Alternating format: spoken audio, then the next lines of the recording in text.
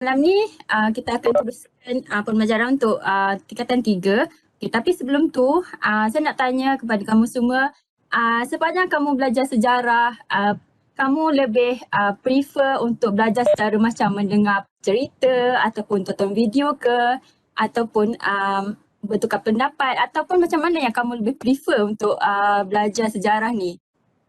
Siapa-siapa yang boleh bagikan pandangan? Dengar cerita, cikgu. Dengar cerita, cikgu. Okey, ramai yang dengar cerita ya. Okey, ada tak yang selain daripada suka mendengar cerita? Sebab betul lah, sebab sejarah kan mesti akan ada orang yang bercerita kan. Okey. Macam mungkin ada yang suka tengok belajar sejarah.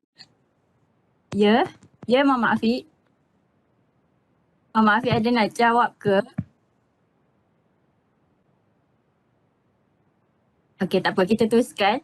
Malam ni kita akan belajar topik bab 7 iaitu berkenaan dengan penentangan masyarakat tempatan. Tapi untuk malam ni kita hanya sentuh untuk subtopik 7.1 iaitu matlamat dan juga bentuk penentangan masyarakat tempatan.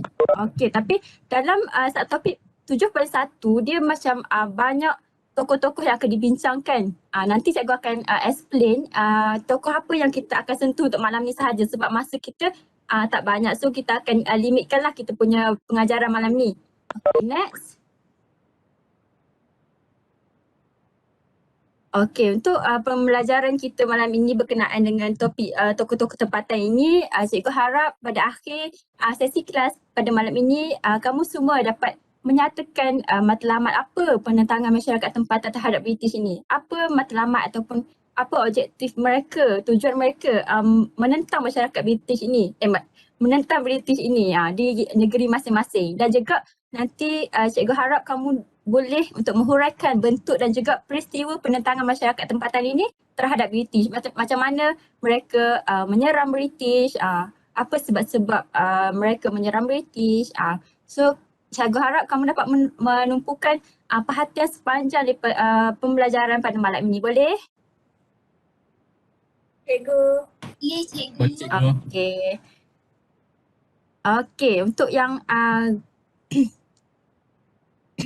untuk matlamat perjuangan dan bentuk penentangan. Okey. Kamu jelas nampak slide ni? Jelas tak slide? Nampak. Jelas. Okey. Okey, berdasarkan slide yang dipaparkan ni, kita dapat melihat satu carta berkenaan dengan penentangan masyarakat tempatan. Okey, carta ini akan terbahagi kepada dua iaitu matlamat perjuangan dan juga bentuk penentangan. Okey, matlamat perjuangan. Siapa yang boleh bagi tahu apa macam matlamat perjuangan tu dari segi apa? Macam apa yang kamu faham berkenaan dengan matlamat perjuangan? Sesiapa yang boleh jawab?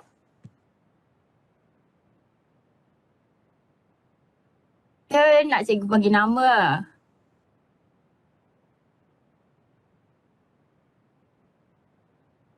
Ada tak siapa-siapa yang boleh jawab apa maksud matlamat perjuangan? Okey, matlamat perjuangan ni dia terbagi pada tiga matlamat perjuangan yang utama lah. Kenapa masyarakat tempatan ni menentang British. Okey, yang pertama adalah berkenaan dengan mereka hendak mempertahankan hak dan juga kedudukan pemerintah tempatan kesan daripada perubahan pentadbiran barat yang merugikan mereka. Okey, apabila pemerintahan barat mengambil alih pemerintahan masyarakat tokoh tempatan ni di setiap negeri, British memperkenalkan cara baru mengikut yang barat punya lah kan. So kedudukan dan hak masyarakat tempatan tu terjejas. Sebab itulah tokoh tempatan ini dia melakukan perjuangan dan juga penentangan terhadap British bagi mengembalikan hak dan kedudukan mereka di tanah Melayu dan di negeri masing-masing lah. Sebab pada topik ini kita akan mempelajari berkenaan dengan penentangan tokoh di setiap negeri. Ini kita hanya sentuh 3 tokoh yang pertama iaitu pada abad ke-19. Iaitu yang pertama adalah Dor Said, yang kedua adalah yang Tuan Antah dan yang ketiga adalah Datuk Bahaman. Okey, Yang pertama ni cikgu sentuh berkenaan dengan Dor Said dulu. Okey. Dor Said adalah tokoh tempatan yang menentang British di Nanning. Okey, next. Next slide. Sebelum cikgu terang kenapa dia menentang British kan. Takkanlah tiba-tiba cikgu nak kata, okey, dia menentang British ni sebab yang ni. Cikgu tak, padahal cikgu tak terang lagi latar belakang Dor Said kan. Okey, so cikgu terangkan terlebih dahulu latar belakang Dor Said ni. Okey, kamu tengok Dor Said ni handsome tak gambar kat sini ni? Boleh lah cikgu. Boleh lah ya, okey. Tak apa, sebab pahlawan kan, pahlawan mestilah kena macam pakai tanjak semua tu. Dia nampak macam handsome dan kemas dalam dia punya pemakaian kan. Okey. Okey, untuk latar belakang Dor Said ni, nama Dor Said, nama sebenar dia adalah Abdul Said bin Omar. Tapi dia ada gelaran dia. Dia ada gelaran dan dia punya jawatan adalah penghulu Nanning Seri Merah Raja Dor Said. Panjang kan. So tak apa, kita panggil dia Dor Said je. Tapi untuk dalam peperiksaan ataupun latihan, kalau ada soalan ni, kamu kena hafal lah. Tapi untuk yang kita belajar ni, kita akan sebut hanya Dor Said. Okey. Untuk beliau merupakan seorang tokoh yang dilahirkan pada tahun 1773 dan berasal daripada suku Semelenggang. Okey, 1773 ni lama kan? Kamu pun tak lahir lagi kan? Ke kamu dah lahir waktu tu? Belum cikgu. Belum cikgu. Tak wujud lagi kat dunia ni ke? Belum kan? Sebab 1773 mak ayah kamu pun belum lahir lah, sebab yang ni waktu British menentang waktu British menyerang tanah Melayu tu. Okey, dan dia berasal daripada suku Semelenggang. Okey. Okey, cikgu nak tanya, sesiapa tahu tak Nanning ni berada di negeri mana sebenarnya? Wong Guan Yan jawab.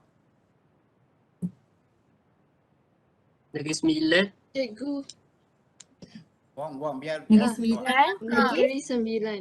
Dari Melaka cikgu. Betul. Okey, kita ada dua jawapan, iaitu Melaka dan juga Negeri Sembilan. Okey, sebenarnya Nanning ni dia berada di Melaka. Okey, tak apa, yang jawab Negeri Sembilan tu tak apa. Mungkin itu bukan jawapan yang baik, tapi cikgu ucapkan terima kasih kerana kamu berani untuk mencuba jawab soalan cikgu ni. Okey. Okay, next slide.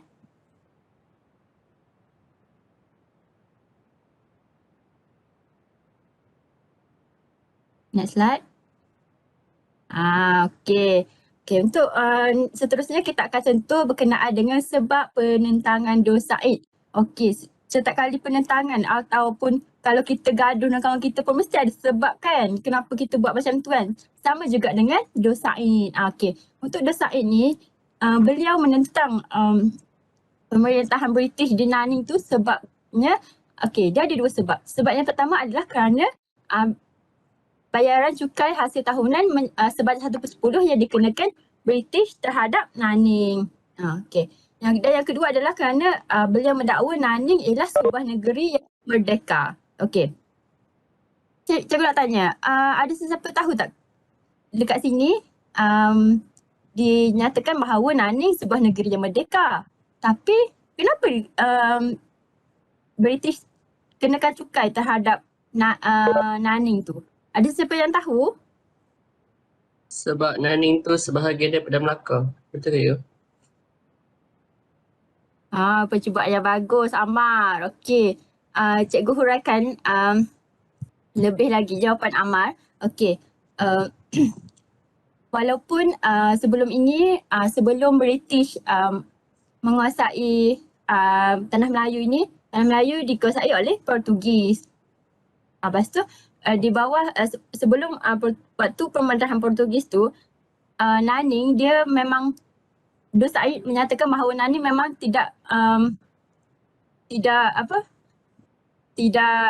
berada di bawah Portugis tu. So dia Dor Said menganggap bahawa Nanning sebuah negara yang bebas. Tapi apabila British mengambil alih pemerintahan di tanah Melayu itu, British dia mengukur balik sempadan antara Negeri Sembilan dan Melaka itu, dan didapati bahawa Naning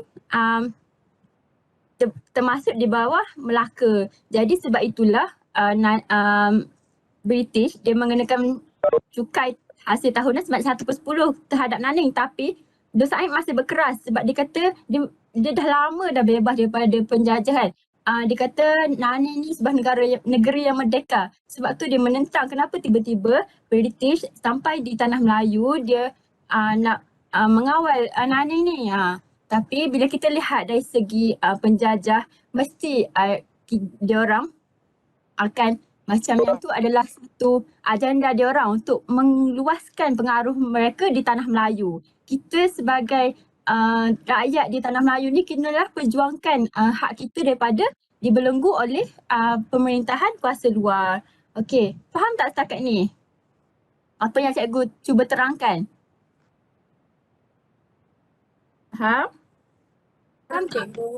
Cikgu. Okey. Okey, next.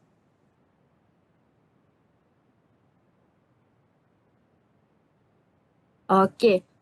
Lepas tadi, sebelum tadi cikgu telah terangkan apa sebab yang berlakunya penentangan Dos Said. Okey, sekarang cikgu akan menceritakan apa peristiwa yang sepanjang penentangan Dos Said ini terhadap British. Okey. Pada mulanya Dos Said ini dia membuat muafakatan dengan pemimpin Rembau dan mengadakan perkatan dengan orang Melayu dari wilayah lain untuk menentang British. Maknanya Dos Said ini dia bekerjasama dengan pakatan dia lah untuk menyerang British tu. Takkanlah sebab kita kena ada strategi kan. British ramai. So kita kena tubuhkan kita punya team untuk kuatkan kita punya tenaga untuk menyerang lah British tu. Okey. Awalnya dia beliau bermuafakat dengan pemimpin Rembau. Okey. Antara yang termasuk dalam pemufakatan itu adalah Yang Tuan Muda Raja Ali daripada Rembau, Pembesar Seri Menanti, Penghulu Gebencih, Datuk Kelana di Sungai Ujong, Penghulu Remai dan Rencat, Penghulu Tinggi, Johor dan Ulu Muar. Maknanya ramailah yang akan support Dos Said ni untuk menentang British sebab British dah ambil alih penguasaan di Naning kan. So Dos Said ni menguatkan dia punya tentera dengan mengajak ramai pengikut-pengikut dia untuk menentang British. Okey. Hasil daripada pemufakatan itu, Dos Said ni berjaya untuk mengumpul kira-kira 4,000. 4,000 tu kalau kita bayangkan mestilah ramai kan, 4,000 orang hulu bala Melayu untuk menentang British. Okey. Jadi Dos Said ni berjaya mengumpul 4,000 tentera untuk di Naning lah untuk menentang British. Dan pada tahun 1831 berlakunya Perang Naning Pertama. Okey. Perang Naning Pertama ni Dos Said ni berjaya mengalahkan British. Maksudnya Dos Said ni dengan kerjasama dia punya tentera lah tadi yang 4,000 tu. Okey, dia berjaya mengalahkan British. Maknanya hebat lah kan tentera Dos Said dan juga pengikut-pengikutnya ni. Hebat tak Dos Said ni? Sebab dengan 4,000 tu dia berjaya mengalahkan British. Kan? Dia macam pandai strategi yang diatur untuk mengalahkan British. Okey, tapi kamu rasa peperangannya hanya berakhir di sini ataupun ada lagi sambungan? Contoh Perang Naning Kedua ke? Apa pendapat kamu? Apa yang kamu rasa? Ada sambungan. Okey, ada sambungan. Ada tak yang rasakan ini adalah kejuaraan, kemenangan Dos Said? Ada tak? Tak cikgu, British akan bangkit. British bukan senang-senang kan nak menyerah kalah untuk mendapatkan hak di tanah Melayu kan. So seperti yang Nurhuda cakap tadi. Okay, next slide.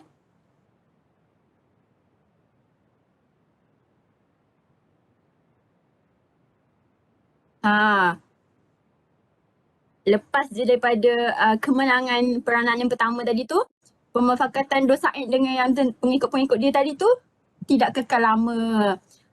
Sebab kan tadi kan British kalah kan. So dia tak sesenangnya menyerah kalah. So British berjaya untuk memecahkan belahkan pakatan tersebut.